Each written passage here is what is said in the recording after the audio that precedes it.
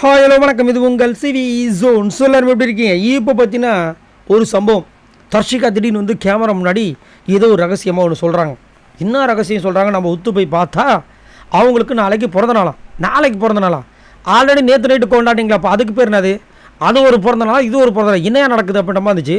அதில் வேறு முத்துக்குமரனை வேறு விட்டுட்டு இவங்களாம் வந்து கொண்டாடிருக்காங்க. பால் சாதம் விட்டுனாங்க, பால் சாதம். சரி, அதையும் வந்துட்டு நம்மளுக்கு ரயன் சொல்லும்போது ஒரு ஃபீல் பண்ணிட்டார். ஏன்னா எனக்கு கூப்பிடவே இல்லை நீ நிறையா வந்து சைக்கிள் ஓட்டினால அதனால் உங்களை நாங்கள் விட்டுட்டோம். அதான் செப்பக்கட்டு காரணம். சரிங்களா?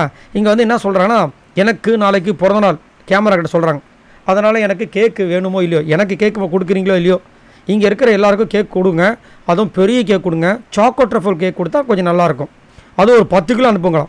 10 கிலோ. என்னம்மா பேக்கரி எதாவது வைக்க போகிறீங்களா அப்படிமா இருந்துச்சு. அதுக்கப்புறம் எங்கள் அம்மா கிட்ட சொல்லி அவங்க குலோப்ஜாம் நல்லா செய்வாங்க, ஒரு 30 அமுச்சு விட்ருங்க. ஏம்மா இன்னும் பிக் பாஸ் வீடை வந்து ஃபுல்லாக வந்து இது ஹோட்டலாக ஆக்கிடுவீங்க போல இருக்குது. அங்கே அந்த கேமராவில் இருக்கவங்க தான் இந்த வெயிட்டரா என்ன அப்படியே மெனு தள்ளின்னு போயிட்டே இருக்குது அப்படின்ற மாதிரி இருந்துச்சு. அப்புறமா தான் ஒரு ரகசியம், முக்கியமான ரகசியம் சொல்கிறாங்க. என்னன்னா, பிக் பாஸ் கிட்டே இதை சொல்லிவிடுங்க, ஹாப்பி பர்த்டே தர்ஷின்னு சொல்லணும். எதே ஹாப்பி பர்த்டே தர்ஷின்னு சொல்லணும். இது யாருக்காவது கேட்காது. எப்போ இவங்க பண்ணுற அக்கப்போ இருக்குது பாருங்கள். இந்த வாரம் ஏதாவது இந்த டாஸ்க்கில் ஏதாவது பண்ணாங்க இவங்க. ஒன்று பண்ணாங்க. என்னென்னா, முத்துக்குமரன் நல்லா பழி வாங்கிட்டாங்க. அவங்க மைண்டுக்குள்ளே இருந்ததெல்லாம் இன்றைக்கி கொட்டி தீர்த்துட்டாங்க. பாவம் அந்த ஆள் ரொம்ப மனசு டென்ஷன் ஆகிட்டார். ஏன்னா இந்த அம்மா ரொம்ப நம்பியிருப்பார் போல இருக்குது. அதை தான் சொல்லி ஃபீல் பண்ணிட்டு இருக்கார். ஜாக்லி வந்து, நீ சிரிச்சியாடா? நானே தர்ஷிகா முதுகில் குத்திருச்சு, நெஞ்சில் குத்திருச்சு, நான் நினச்சிட்டு இருக்கேன், நீ வேறு சிரிச்சியா கிரிச்சியும் கேட்டுட்டு இருக்கேன். டென்ஷன் ஆகிட்டார்.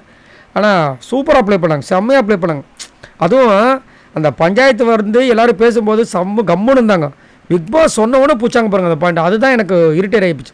உண்மையிலே தர்ஷிகாவுக்கு முத்துக்குமரன் செஞ்சது கோபமாக இருந்திருந்தால் முன்னாடியே அதை எடுத்து வச்சுருப்பாங்க. உண்மையாகவே கோபம் வந்துட்டு உள்ளுக்குள்ளே இருந்துச்சு. அதை எப்படி பண்ணணும்னு ஒரு யோசனை இருந்தாங்க. இதை நம்ம எடுத்து வச்சோன்னா யாரும் பெருசாக கண்டுக்க மாட்டாங்க.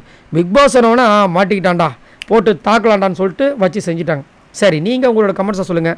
தர்ஷிகாவோட கேம் பிளே பற்றி என்ன நினைக்கிறீங்க? இந்த வாரம் கண்டிப்பாக வந்துட்டு அவங்களுக்கு ஹூ அப்படின்றத மாட்டுக்கிறது கிடையாது. ஆனால் அதுங்களும் வந்து பர்த்டே இங்கே செலிப்ரேட் பண்ணிட்டு போகணும்னு நினைக்கிறாங்க.